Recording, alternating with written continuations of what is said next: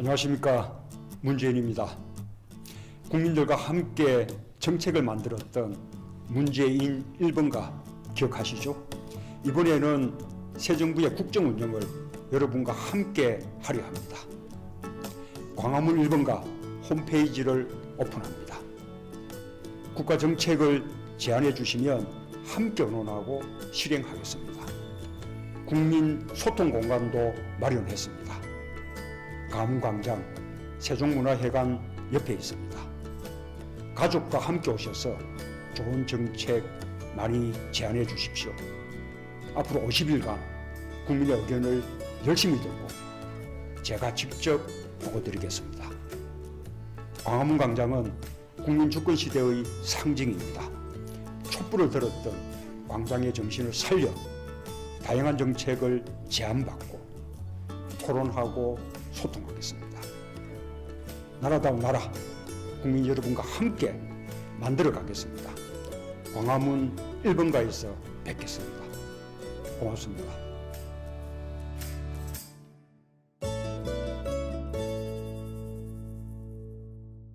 뭐냐면 지금 문재인 대통령이 대통령에 당선되신 뒤에 국민들에게 정책을 직접 듣고 싶어서 광화문 세종대왕 옆에 광화문 1번가라는 걸 만들었어요. 그럼 거기에 와서 모든 사람들이 정책을 얘기를 하면 9월 달에 그 정책에 반영된 얘기들을 또 우리 국민들한테 들려주시기로 했는데요. 광화문까지 찾아가기가 힘든 사람들을 위해서 국민 마이크가 이 전국 곳곳을 누비고 있습니다. 먼저 지난주부터 대구를 시작을 해서 우리 성북구도 오늘 성북 FM 우리가 주도를 해서 하고 다음 주 22일 날은 성북동 이렇게 계속 찾아다니면서 주민의 이야기를 듣는 거예요. 여기에 계신 분 모두가 얘기를 하는데 이제 첫 번째는 우리 최정승 교수님이 예약을 하셨는데 여기에 계신 분들은 혼자 잘 생각을 하셔가지고 이 정책에 꼭 반영했으면 좋겠는 얘기들을 우리 저 애기 아빠 하실 말씀 많을 것 같아. 꼭 하고 가세요. 여기 그리고 우리 중학생들도 미래의 유권자이면서 국민인 학생들도 뭐 자유학기제에 대해서 얘기를 해도 되고 이 마이크를 잡고 얘기를 할 수 있습니다. 예, 우리 국민 마이크는 4시에 시작합니다. 페이스북에서도 지금 생중계를 하려고 하고 있습니다. 성북 일자리넷 대표를 맡고 있는 최정순이라고 합니다. 지금 여기 하고 있는 아나바다 장터는 서울시의 성평등기금을 지원을 받아서 저희가 이 지역에서 나눠 쓰고 바꾸어 쓰고 다시 쓰고 하는 아나바다 장터와 농촌과 도시가 함께 사는 살림으로서 직거래 이 두 가지가 이제 시작하고 있습니다. 지난달에 한번 하고요. 오늘 이제 매주 토요일, 매달 세 번째 토요일에 이 지역에서 집에서 넘쳐나는 물건들 나눴을 때 누구나 와서 여기 와서 장터를 여시면 됩니다. 여러분들 집에 못 쓰는 거 많죠? 나에게 많고 남에게 나눠줄 기회는 없으신 분들이 집안을 정리하셔가지고 여기 나와서 동네 사람들과 나눠 쓰는 그런 공동체를 만들어 가고자 하는 겁니다. 여러분 여기 학생들도 많이 왔고요. 학생들 봉사활동도 많이 하고 또 다양한 비싼 제품을 싸게 내가 꼭 필요한 거를 살 수 있는 그런 공간으로 시작하고 있습니다. 지난달에는 저기 분수마루에서 했고요. 오늘은 여기서 하는데 다음 달에는 또 분수마루에서 하게 될 겁니다. 여러분 집에 가서 짐 정리 다 하셔가지고요. 나는 안 쓰지만 남이 쓰면 좋을 만한 것들 다 가지고 나오시면 좋겠어요. 누구나 환영합니다. 반갑습니다. 예. 저는 이런 꿈을 꾸고 있습니다. 우리 사회가 너무나 자본주의가 발달하면서 아파트에 장벽이 생기고 길거리에 차길이 막히면서 우리가 함께 사는 공동체 정신이 많이 없어졌어요. 심지어는 내 집 앞에 눈도 잘 쓰지 않을 정도로 우리가 모두 이기적인 인간이 되어가고 있다는 것이죠. 그래서 저희는 이런 작은 공간들을 통해서 이기적인 인간이 아니라 좀 더 이타적인 인간, 남의 삶과 내 삶이 서로 마주치는 그런 행복한 관계를 만들고자 이 장터를 하고 있습니다. 그뿐만 아니라 이 장터는 일자리를 창출하는 것이기도 해요. 지역의 공동체가 활성화되고 자기가 갖고 있는 물건을 나눠 하면서 새로운 일자리를 창출하는 그런 모델로 만들어 가고자 합니다. 지금은 초창기여서 올해가 지나면 또 내년에도 확대하고, 그래서 우리가 이 서로 나눠 쓰고 바꾸어 쓰고 서로 마음이 통하는 그런 공동체를 꿈꾸고 있는데, 우리 여기에 참여하신 여러분들도 모두 이제 우리 이 공동체를 만들어 갔으면 좋겠습니다. 이제 저희 여기에 참여하시는 분들은 저희가 카톡에다 초대를 드려요. 카톡에서 서로 또 좋은 아이디어를 모아서 저희는 이런 것들이 이제 1인 기업도 되고 가족 기업도 되고 친구들과 함께하는 기업을 만들어서 조그맣지만 사회에 서비스하면서 내 삶도 돈을 벌면서 살아가면서 사회봉사도 할 수 있는 그런 모델을 만들어가고자 합니다. 여러분 누구나 기업인이 될 수 있어요. 1인 기업도 될 수 있고요. 저는 서울에서 웅진에서 35년간 근무를 해서요. 근무를 하고 사회적 일자리에 관심이 많았어요. 그래서 저는 퇴직하자마자 시골 농촌에 가서 귀농을 해서 유기농 농사를 하고 있습니다. 제 매장은 제가 기른 양파, 제가 기른 감자, 제가 기른 파, 제가 기른 상추 이런 것들을 갖고 와서 도시민들에게 건강한 식생활에 도움이 되는 그런 일을 하고 있습니다. 여러분들 각자 누구나 한 사람씩 자기가 하고자 하는 걸 하고자 하면 그것이 기업이 되고 그것이 일자리가 되고 그것이 공동체가 되는 그런 모델입니다. 여기 오신 어머니들, 아버님들 또는 우리 학생들 전부 그런 곳에 눈을 떠서 우리가 돈 쓰고만 사는 사람이 아니라 벌어가면서 쓰고 또 벌어서 나누어 쓰는 그런 마인드를 가지는 기업가 정신을 양성하는데 저희가 시작을 하고 있습니다. 지금은 아직 미미한 시작이지만 이 모델이 우리 사회가 가장 갈구하는 또 가장 하고 싶어 하는 것들이죠. 그런데 많은 것이 막혀서 잘 못하는데 저희가 이게 이제 열린 마당을 통해서 하나하나 우리 벌써 두 번째 했지만 이런 생각이 통하는 사람들이 한 100명이 넘었어요. 벌써 오늘을 포함하면 한 150명 이상의 식구가 된다면 이런 작은 파도가 퍼져서 큰 파도가 될 때 우리 사회도 공동체와 협동조합과 서로 나누어 쓰는 그런 따뜻한 마음, 따뜻한 사회를 만들 수 있지 않나 그렇게 생각합니다.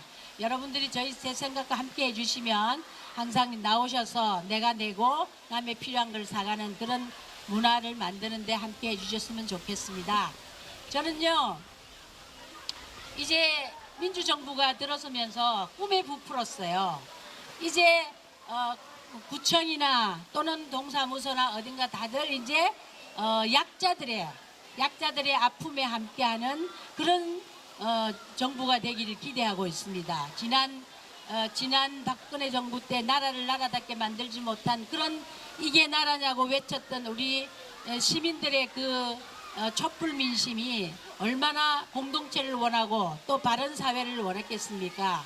저는 몇 가지 꿈을 꾸고 있습니다. 내가 갖고 있는 재능이 있다면 나눠 쓰고 저희는 사회적 기회를 위해 대학 강의를 하고 있고요. 또 이거 정월두레라는 1인 기업을 만들어서 저희 남편과 아들이 함께 농사 짓고 그렇게 하고 있습니다. 이것이 별거 아닌 것 같지만 우리가 직장을 아침 일찍 나가서 아침 일찍 새벽에 나가서 저녁에 늦게 오는 그 스트레스와 좌절과 굴종을 받는 그 조직사회 스트레스가 얼마나 큽니까? 근데 우리가 바라는 세상은 좀 더 행복하게 살아보자. 우리가 행복하려고 이제 살아가는데 행복은 빼앗기고 돈만 버는 사람이 되어버린 우리의 남편과 또 그 남편의 얼굴, 우리의 아버지를 얼굴을 볼 수 없는 청소년과 이렇게 많은 게 단절돼 있어요. 그래서 저는 앞으로 엄마 아빠 자식하고 같이 하는 조그만 1인 기업, 이런 가족 기업 이런 것들 조금씩 해가자.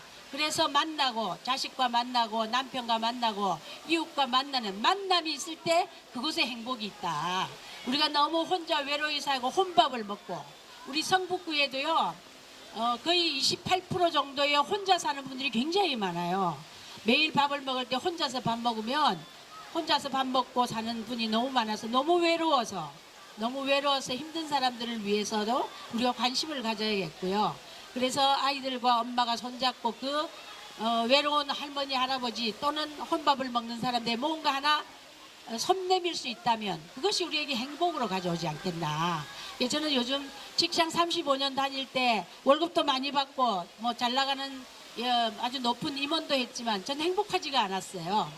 그런데 이렇게 회사를 그만두고 사회적 가치를 추구하니까 도시와 농촌이 함께 사는 생명의 되살림의 직거래 운동과 그리고 사회적 약자를 위하여 많은 성북에서 일자리 넷을 만들어서 많은 친구들과 함께 하니까 오히려 회사 다니서 아침부터 저녁까지 그 스트레스 받고 가족 집에 오면 짜증내고 막 가족과 맨날 싸우고 뭐 이랬던 시절로부터 오히려 돈도 더 잘 벌리고요.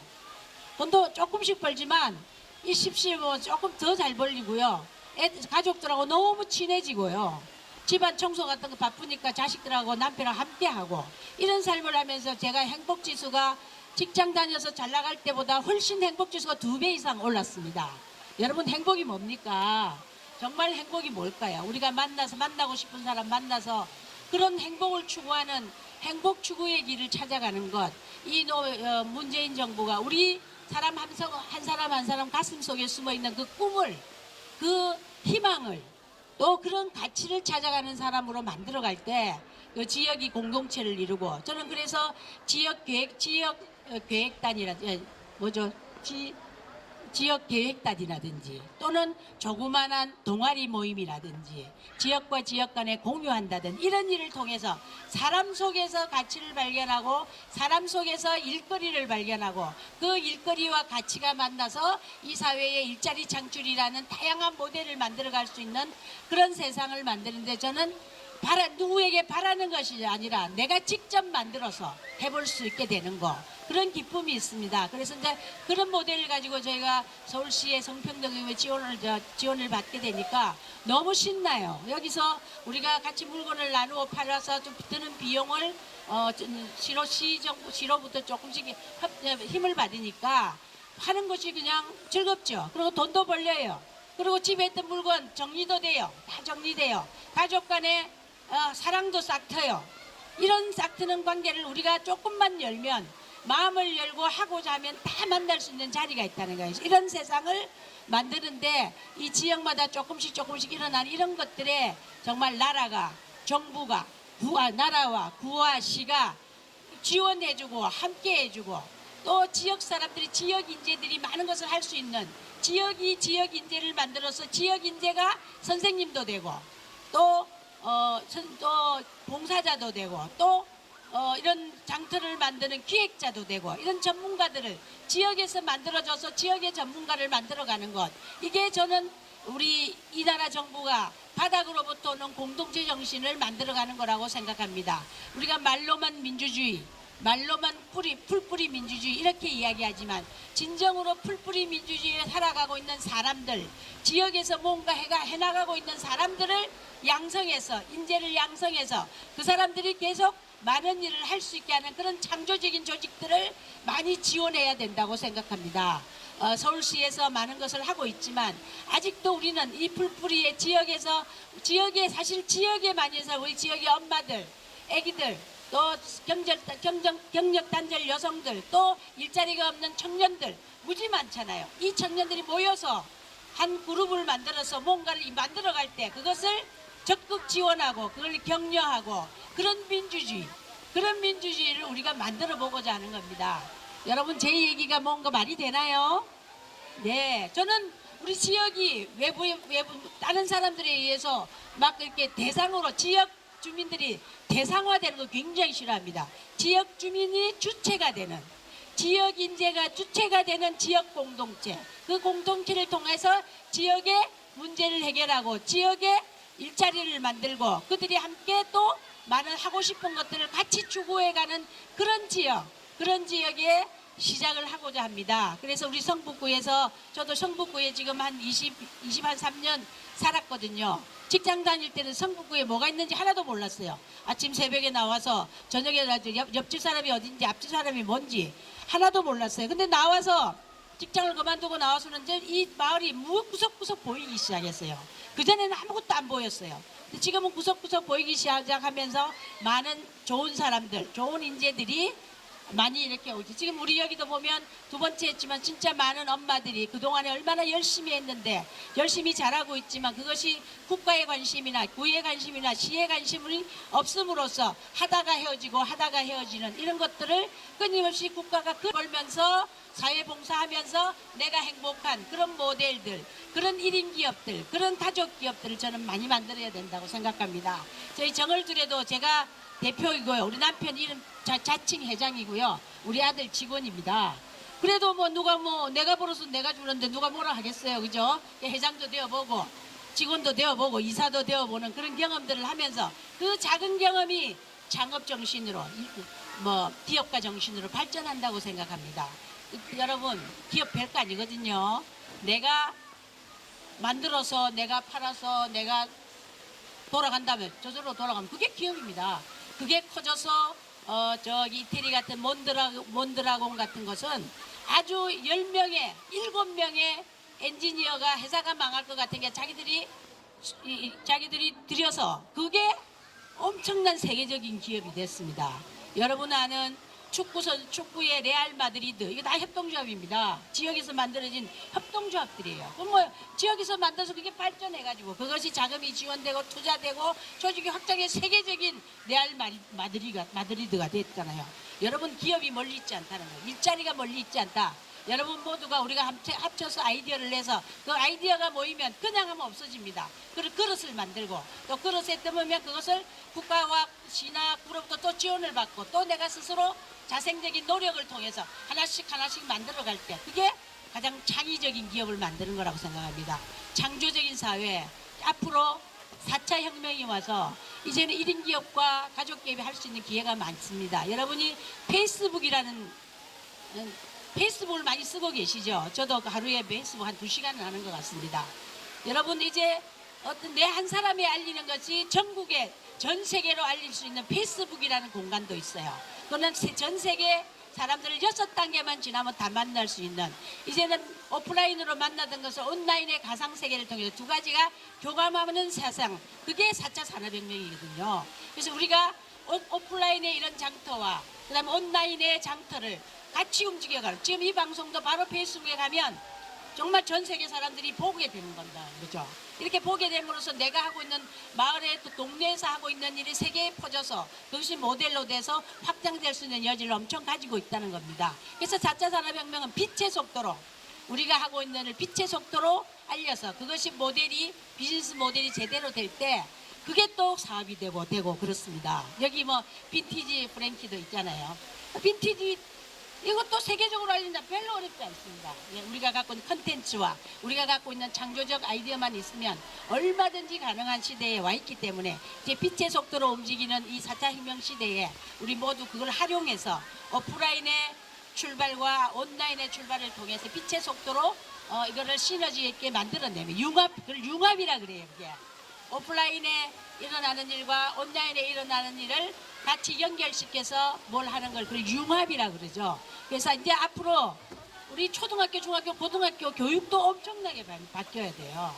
지금 대학교 제가 강의를 하고 있지만 대학 강의도 너무 창조적이지 않은 뭐 일방적인 강의가 많이 일어나고 있는데 그거 다 바꿔야 학생들을 전부 창조적으로 바꿀 수가 있어요. 아이들을 주입식 교육과 암기식 교육만 하면 아이들의 미래 세상은 창조적이지 못하다는 거예요. 그래서 창조적인 인재를 기르려면 열린 공간에 열린 체험을 통해서 그곳에서 배운 자기의 창의적인 생각을 자기가 또 어느 그릇을 만들어갈 때 이게 4차 산업혁명 시대에 우리가 살아남을 수 있는 비결이라고 생각합니다. 이제 4차 산업혁명 시대는 월급쟁이 시대가 많이 지나가요. 앞으로 프리랜서 시대.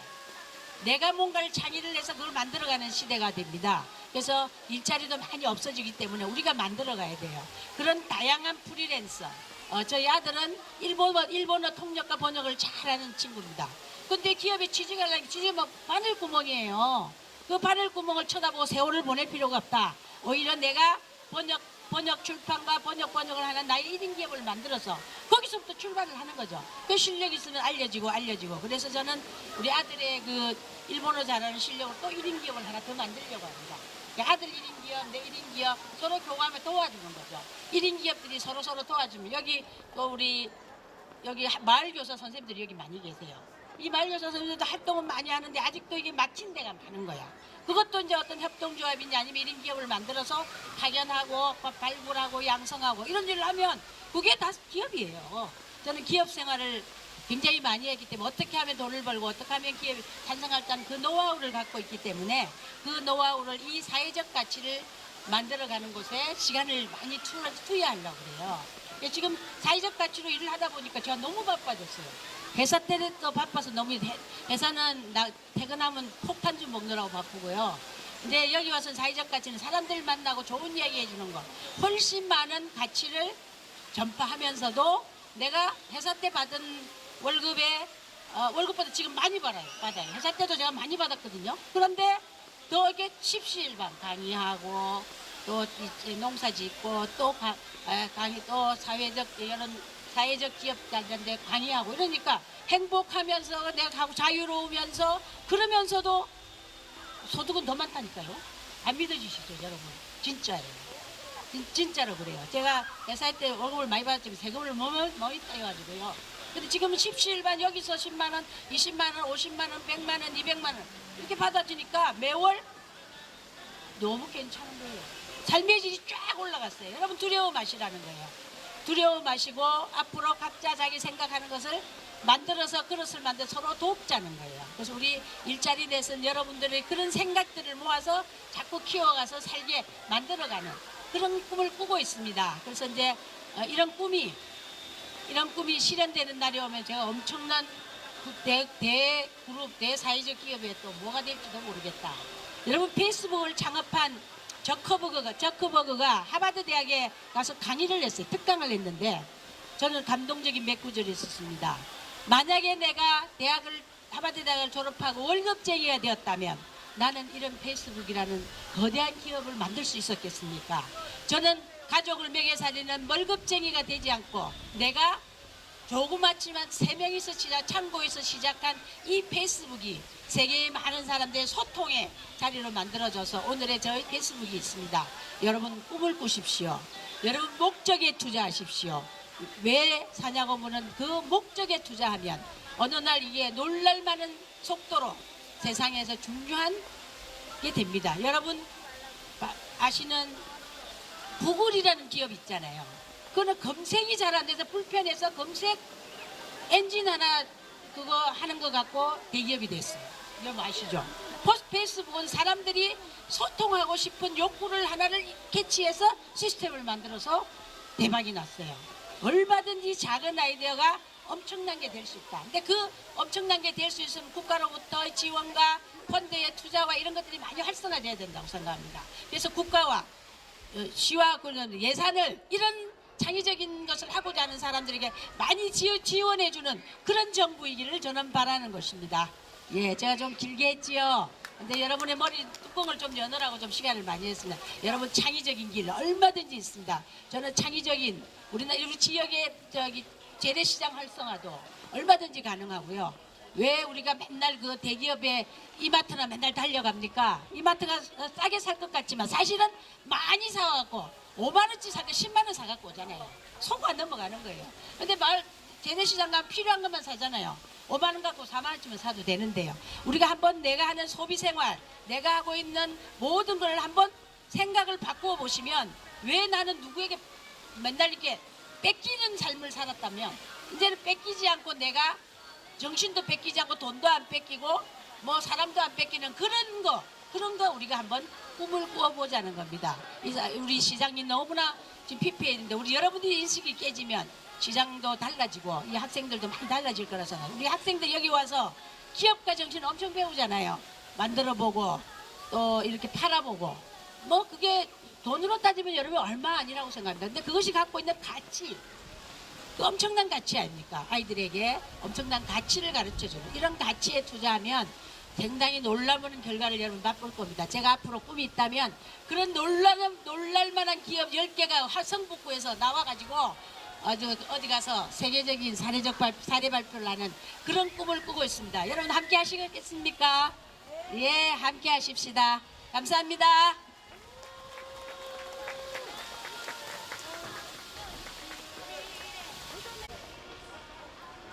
안녕하세요. 네, 대답이 적습니다. 저는 성북구에서 태어났습니다. 성북구에서 태어나고 자라고 지금까지 살고 있는데요. 제 나이만큼 살았어요. 몇 년을 살았을까요? 맞추시는 분 선물 드릴게요. 아이스 아메리카노 쏠게요. 네, 몇 년? 거기서 30년 살았다고 합니다. 저 그거보다 훨씬 많거든요. 네, 저는 성북구에 태어나갖고 지금까지 살고 있는데 그 이유는 뭐냐 하면 성북구가 너무 좋습니다.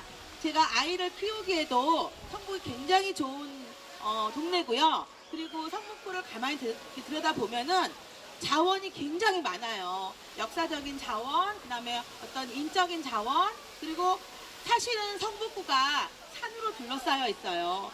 굉장히 좋은 자연 환경이에요. 근데 어머님들이 이거를 잘 모르고 교육 환경이 좋다고 뭐 노원으로 목동으로 이사 가시는데요. 정말 성북구만큼 좋은 데가 없습니다. 제가 성북구에 살면서 가장 좋았던 거는 일단 도서관이 많았어요. 그리고 그걸 바탕으로 저도 제 능력을 키웠고요. 지금 하고 있는 일은 성북구에 있는 그 학부모들이 있는데 학부모들이 그냥 학부모들이 아니라 마을 교사들이세요. 이분들이 성북구에서 하는 여러 가지 그런 교육을 받고 마을의 그 재능을 돌려주는 분들이에요. 그분들이 한 100명이 넘습니다. 그분들과 함께 성북에서 성북의 아이들을 위해서 저희가 노력하고 있는데 과연 이 마을을 우리 아이들은 어디에서 자라느냐? 마을에서 자라고 다시 마을로 돌아옵니다. 바로 그게 마을 교육 공동체입니다. 지금 여기서 하고 있는 이런 아나바나 장터, 알뜰 장터도 여기에 구성원을 한번 보세요. 학생들, 어른, 굉장히 남녀노소를 불문하고 다 참여하고 있어요. 바로 이런 게 마을 교육 공동체라고 생각을 합니다. 저는 지금까지 아이를 키우면서 이제 아이들이 많이 자랐어요. 그래서 제가 할 수 있는 일은 앞으로 이제 마을 교육 공동체를 제가 가진 재능을 활용해 갖고 공동체를 활성화하는 건데요. 그런데 중요한 거는 뭐냐면 이런 마을 교육 공동체가 잘 될 수 있도록 정부에서 그리고 지자체에서 서울시에서 이런 분들에게 많은 기회를 줘야 된다고 생각합니다. 그래서 저는 앞으로 이 성북구에 살면서 저희 마을 교사들과 함께 재능을 펼칠 건데요. 이런 재능을 펼칠 수 있도록 정부에서 많은 도움을 주실 걸로 생각합니다. 그리고 특히 이런 자리를 마련해 준 것도 사실 서울시의 예산을 받아서 한 거예요. 그래서 저는 굉장히 고맙게 생각하고요. 앞으로도 이런 자리를 더 많이 저희 마을 교사들과 마을 주민들이 펼칠 수 있도록 기회를 주신다면 감사하게 생각합니다. 감사합니다.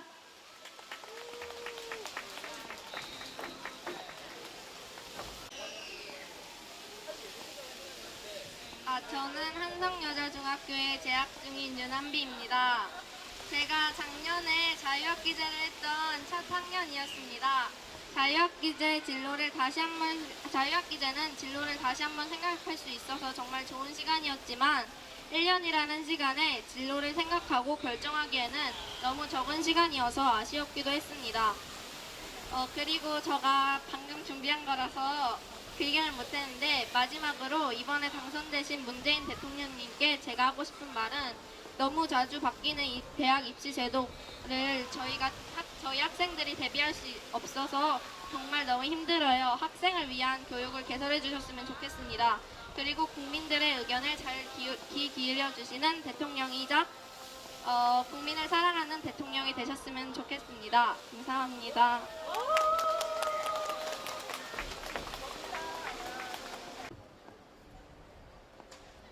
예, 저는 저는 성북구에 살고 있는 이준의라고 합니다.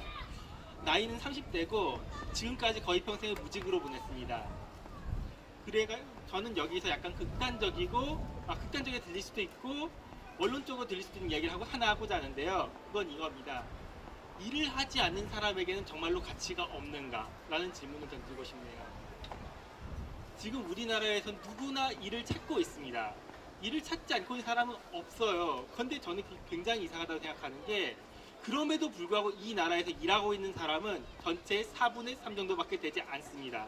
이거는 피할 수 없이 일을 할 수 없는 사람들이 모두 제외하고 주부를 제외하고 나서도 남는 숫자예요. 그리고 이 중에서 노동시장에 나와 있는 사람은 또 얼마 되지 않습니다. 예. 그래서 저는 이 이야기를 하고 싶은데요. 사람이 사람으로 태어나서 일을 하지 않는다고 해서 그 사람으로서의 존재를 부정당해도 되는가? 일을 하지 못하면은 인간 사회에 대한 모든 인터랙션을 포기해야만 하는가?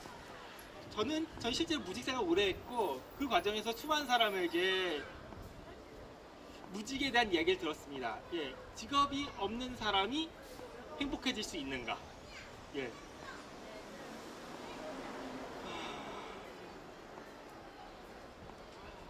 이 나라는 그래서 저는 그런데 문제가 저는 한 가지 문제가 있다고 생각하는 게 그런 인간의 가치를 노동의 양으로 판단할 수 있어요. 물론 판단할 수 있는 것도 한 가지 가치관인데 문제점은 지금의 인간이 점점 더 개인이 발휘할 수 있는 노동력의 총량에 대한 비율이 계속 감소하고 있다는 겁니다. 인간의 숫자는 계속 늘어나고 있고 인간의 기술은 점점 더 발전해서 한 개인이 어마어마한 양의 생산을 할 수 있게 되었어요. 근데 이건 동시에 인간이 동시에 한여의 일을 엄청난 효율을 발휘하려면은 그만큼의 자원을 소비하고 그만큼의 시간을 소비하고 자신의 영혼까지도 소비해야 된다는 겁니다. 간단하게 말해보죠. 이 사회에서 열심히 노력을 해가지고 그 영혼까지 탈탈 털어서 취직을 했다고 치지요. 삼성이라고 생각해 봅시다. 삼성 나온 사람은 물론 대우를 잘 받아요. 그렇지만 이 사실 잊으면 안 됩니다. 삼성에 취직한 사람들이 3년 내로 보통 이직을 한다는 거예요. 그만큼 일이 힘들고 사람들은 대체되기가 쉽다는 거죠. 그리고 이 대체되기 쉬운 사람들은 모두 내일에 대한 불안을 갖고 살아가게 됩니다. 정리를 좀 해뒀었는데 말이 잘 안 나오네. 예, 죄송합니다. 이 나라를 지배하고 있는 건 현재 굉장한 미래에 대한 불안이에요. 공무원도 월급이 100만 원, 120만 원밖에 안 되죠. 지금 초봉이 110만 원밖에 안 되는데 그 비용을 얻기 위해서 사람들은 엄청난 노력을 해요. 왜냐? 나는 이 일을 10년 뒤에도 20년 뒤에도 30년 뒤에도 할 수 있을 거라는 기대가 있으니까. 달리 말하자면은 그런 정도의 기대를 가지지 못하고 시장에 일하고 있는 사람들 모두 을이 된다는 겁니다. 누군가가 사람들은 당연히 돈을 쓰고 당연히 그 노동에 대한 가치를 지불을 해요. 그러나 그 노동의 가치가 그대로 인간의 가치가 되면 곤란한 시대가 이제 들어오겠다는 생각입니다. 4차 산업혁명이 일어나고 있으니까요. 4차 산업혁명의 이유는 핵심은 무엇이냐? 핵심적인 기술을 가진 사람, 핵심적 영향을 가진 사람, 핵심적 능력을 가진 사람들이 엄청나게 많은 물자들을 이용해가지고 혁신적인 양의 발전을 이룬다는 그런 시대니까요. 달리 말한다면 지금 그대로의 방식으로 우리가 지금처럼 평범하게 살아간다면 4차 산업시대에는 반드시 밑바닥으로 떨어질 수밖에 없다는 겁니다. 저희 집은 지금 농업을 하고 있는데 이 농업을 해가지고 그 노동을 하는 것이 돈을 전달이 너무나도 힘듭니다. 물건은 팔리질 않아요. 물건은 절대 시골에 있는 방법만 팔리지 않고 일은 효율화되지가 않으며 그렇다고 해서 분량은 저희가 엄청난 양의 부가가치를 생산할 수가 아닙니다. 그렇지만 앞으로의 시대는 그런 부가가치를 상수하는 사람들은 살아남을 수가 있어요. 그런 사태가 지금 이렇게 보면 우리는 아직까지도 생각하고 있는 겁니다. 왜 사람들은 이렇게 일을 안 해가지고 게을러서 돈을 벌지 못하고 살아갈 가치를 상실하는가? 저는 그래서 말하고 있습니다. 이 사람이 제발 내일 걱정을 하지 않고 미래 걱정을 하지 않고 오늘을 살면서 자신이 행동하는 것에 대한 적절한 보답을 받고 최소한 살아있다는 것에 대한 실감을 느낄 수 있도록 세상이 좋아져야 한다고요. 이 세상이 좋아진다는 것은 복잡한 말이 아니라 복지입니다. 복지. 무상복지라는 말을 싫어하는 분이 굉장히 많은데요, 사실. 근데 그분들 중에서 한 8, 90%는 무상복지가 실현되면은 득을 볼 분들입니다. 이것을 스스로가 인식해 주셨으면 좋겠어요, 다들. 남들을 위해서 남들이 모두가 살아갈 수 있는 세상을 만드는 거는 돈이 아니라 여러분의 인식이라는 사실을. 네. 정리가 되지 못한 것 같아서 죄송하지만 저는 일단 여기까지 하겠습니다. 예, 감사합니다.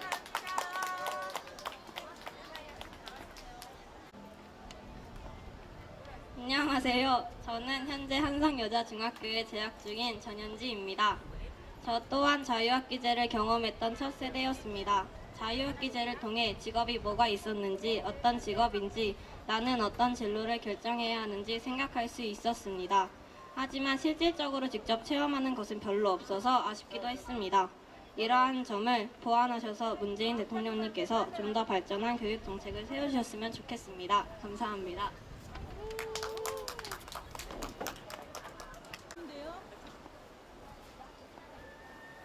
안녕하세요. 저는 성북에서 살고 있는 김준용이라고 합니다.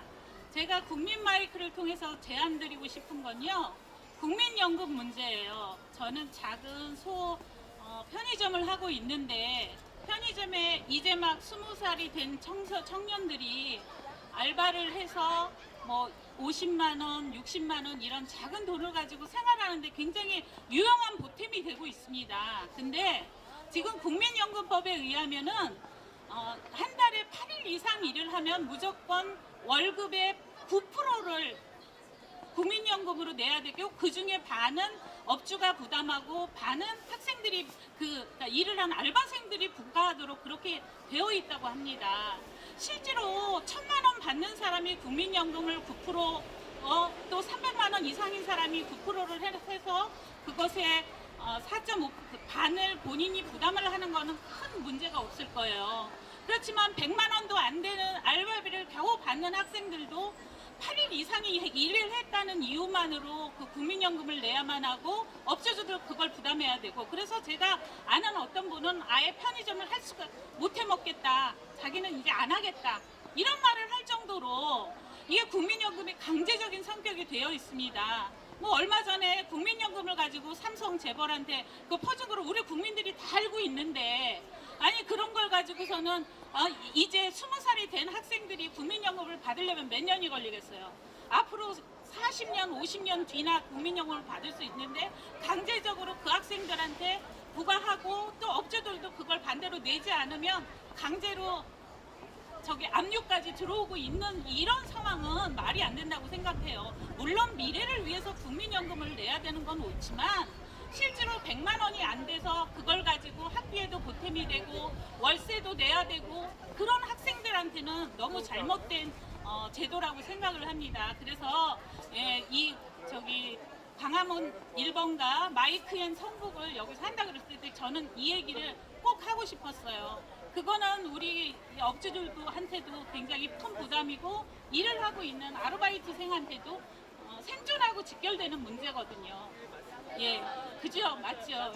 동의가 막 들어오니까 너무너무 좋으네요.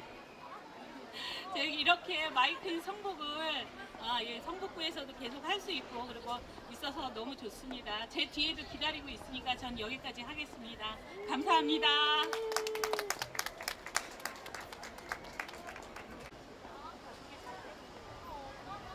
안녕하세요. 저는 성북구에 사는 학부모입니다. 저는 자녀가 지금 대학생도 있고 고등학교 3학년 그리고 지금 중학교 1학년 자녀가 있습니다. 지금 입시제도가 매해마다 바뀌고 있습니다. 저희 큰아이 같은 경우는 재수를 해서 학교를 갔어요. 마찬가지로 지금 둘째 아이가 고3인데 이 3년의 세월 동안 바뀌는 게 입시제도였어요. 또한 지금 중학교 1학년 아이가 또 닥칠 입시제도는 또 바뀝니다. 뒷바라지하는 저희 부모들 너무 힘듭니다. 바뀌는 입시제도가 최소한 10년 아니면 5년은 유지해야 된다고 생각합니다. 적응할 때쯤이면 바뀌고 하려고 하면 또 바뀌고 좋아지는 거를 투입하는 건 좋다고 생각합니다. 그렇지만 지금 입시제도가 수시와 정시 비율이 너무 많이 차이가 납니다. 정시 50, 수시 50 이렇다면 저희들은 이해를 하는데 수시를 75%, 정시를 25%로 대폭 줄입니다. 정시는 물론 성적으로 가는 건 맞지만 그 아이들이 학교 생활하는데 다양한 수행평가나 또 내신이나 학교 활동을 뺀 건 아니에요. 이걸 다 함으로 해서 정시로 갔는데 정시하는 아이들이 무조건 뭐 답을 외우고 뭐 이렇게 창의력이 없다 이렇게 말하는 건 정말 말이 안 된다고 생각합니다. 이 아이들도 모든 걸 다 했으나 아이들 성향이 있는 거였습니다. 발표력이 있고 또 내가 알고 있는 거를 다른 사람에게 전달하는 거 그런 성향이 있는 아이도 있고 남들한테 발표를 하지 않지만 곰곰이 생각해서 또 나의 지론을 발표할 수 있는 사람도 있습니다. 그래서 전형이 다양하게 있는 거 찬성합니다. 하지만 수시가 모든 걸 커버하는 것처럼 말하고 수시에서는 아이들에게 사교육이 안 들어간다고 말을 하는데 그렇지 않습니다. 수시나 정시는 같은 단계로 가지만 아이들이 대학을 가는 거는 또 다른 입장이라고 생각합니다. 그래서 정시로 가는 아이들은 그냥 사교육을 듬뿍 해서 갔고 수시로 하는 아이들은 뭐 열심히 뭐 집에서 참고서로도 공부해보고 체험하고 또 어디 가서 또 자기 진로에 대해서 또 이렇게 고민하고 했던 사람처럼만 하는 건 이거는 너무 생각하는 데서 각자 보고자 하는 대로 틀린 것 같습니다. 그래서 수시나 정시는 똑같이 아이들에게 다양한 기회를 주었고 다양한 체험도 했으나 아이들에게 가는 방향에서 수시에 50%, 정시 50% 이런 식으로 비중을 나눠서 다양한 체험을 했으나 이 아이가 가는 방향이 있어야지 중간중간 우리가 수시를 늘렸을 때 처음에 설치했을 때는 패자부활전이란 말을 했으나 지금은 반대로 정시가 패자부활전입니다. 그렇지만 패자부활전 할 수가 없는 거예요. 왜? 학교에서 고등학교 1학년 아이가 지금 입시에 스타트한 입장에서 중간고사를 봤습니다. 성적을 원하지 않는 점수가 나온과 동시에 이 아이는 자퇴하겠다는 말이 나온다는 건 이건 문제입니다. 3년 동안 고민했을 때도 이 아이에게도 다음에 기회가 있어야 되는데 이 수시제도는 첫 번째 시험과 동시에 아이에게는 루저가 되게 만듭니다. 그래서 저의 간단한 자세한 복잡하게 이렇게 말할 것보다는 저는 수시와 정시 비율을 반반 해달라고 제안하고 싶어서 이 마이크를 들었습니다. 감사합니다.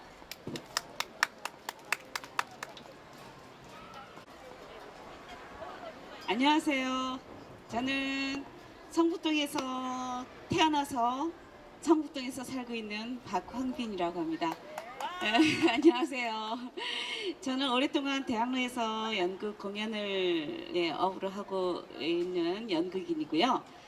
저희 극단에서 대표작으로는 품바라는 한 35주년 됐습니다.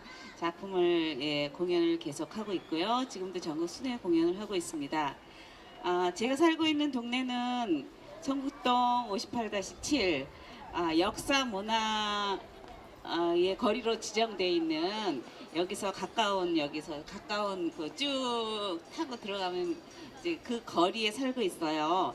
그래서 그 거리가 역사 문화의 거리만큼 앞으로 계속 우리 문화를 좀 상징할 수 있고 대표할 수 있는 많은 어떤 문화들이 그 거리에서 살아 움직였으면 좋겠다는 생각에 저희도 앞으로 거기서 그 거리에서 공연도 하고 공연장도 만들고 뭐 아무튼 성북구의 명소 그래서 프랑스의 아비뇽 그 거리만큼 성북구의 이 역사의 문화의 거리가 그렇게 세계적인 유명한 거리로 될 수 있지 않을까요? 꿈꾸면 다 된다는데 예 그렇게 바라는 그 성북구민의 한 사람으로서 열심히 활동하고 발전을 위해서 예, 힘을 붙이겠습니다. 감사합니다. 이걸로 마치도록 하겠습니다. 감사합니다.